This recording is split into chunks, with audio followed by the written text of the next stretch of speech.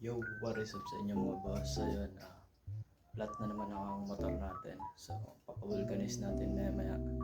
At ayun, by the way nga pala, nagpalit tayo ng TPS. Ito yung TPS natin mga boss. Yung luma. Ayan, tayo. Ayan yung lumang TPS mga boss. Ayan, orig yan. Yan yung nasira sa motor natin nung nakaraan. So ayan, palit tayo ng OEM muna. Siguro tayong pambili ng orig. So ngayon, kakabit na, tatanggalin natin yung gulong sa likod. Tapos papavulcanize natin sa labas. Kasi nga na-flat siya. Di ko alam bakit, pero parang naipit siya. Kasi pinahanginan ko sa social, kinamagaan flat na siya. So update ko kayo maya mga boss.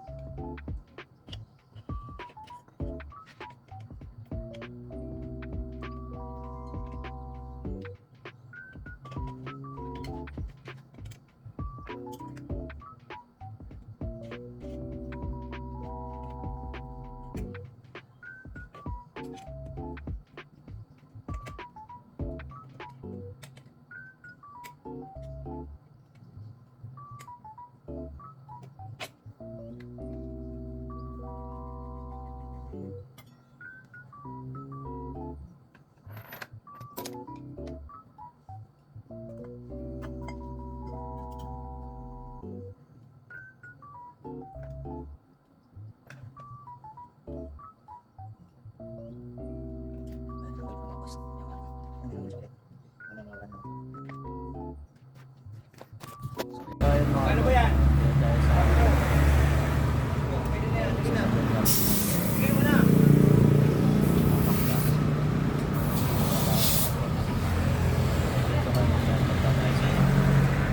So ayun mga boss, at nakauwi na tayo. Ikabit na natin yung gulong.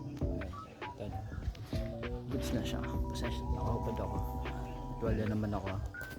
So naging problema ng motor natin is namamatay-matay siya. Tapos flat kanina umaga.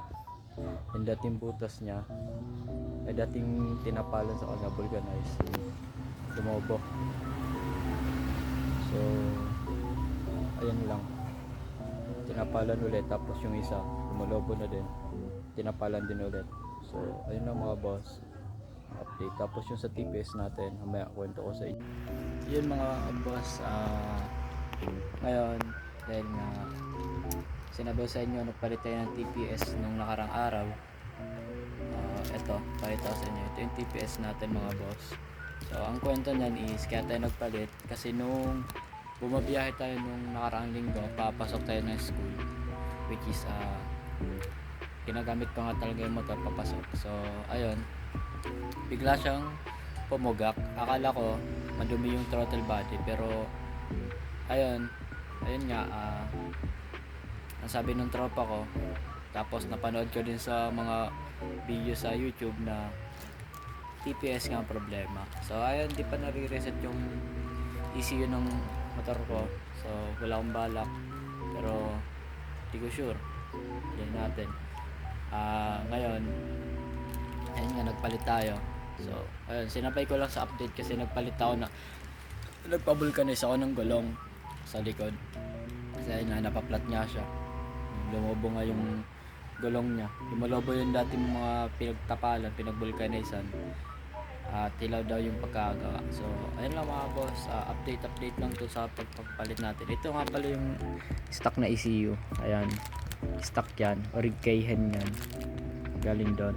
So ayun, ang pinalit natin na ECU dito is ano lang, ano tawag doon, OEM lang, kasi may kamahalan kasi yung original na Keihin, nasa isang Yan, libo hanggang mahigit dito sa na lang Honda yung yun. video So, natin mga boss. ayan, At pansamantala, maraming salamat sa inyong panonood at sa So, ayun pagsuporta na mga sa boss, ating maraming YouTube channel. salamat sa Kahit panonood. pa paano At nakapag-update shoutout nga ka pala sa dyan inyo sa mga boss. Tropang Ayun Distance lang. and mga tropa natin. At mamaya pakita natin ang Support kooperasyong mga boss. bondage.